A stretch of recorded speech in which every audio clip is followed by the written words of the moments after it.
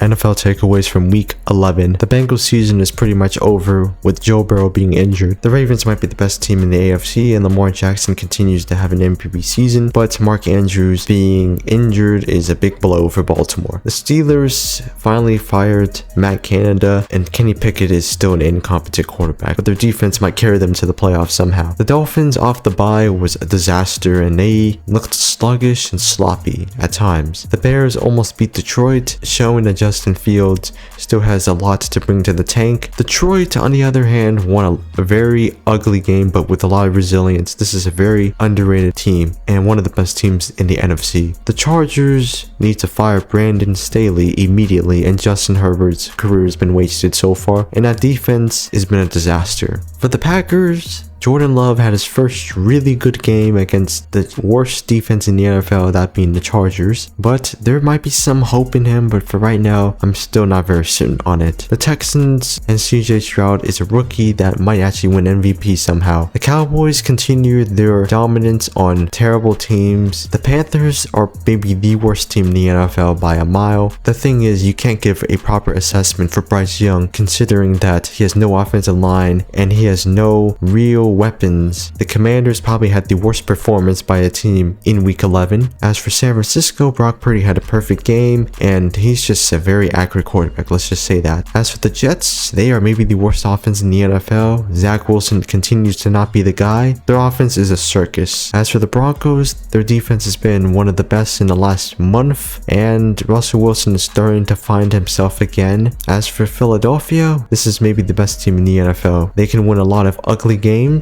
and Jalen Hurts deserves a lot more credit. As for the Chiefs, this is a team that needs to find an identity. They're terrible in the second half, dropped passes from their receivers,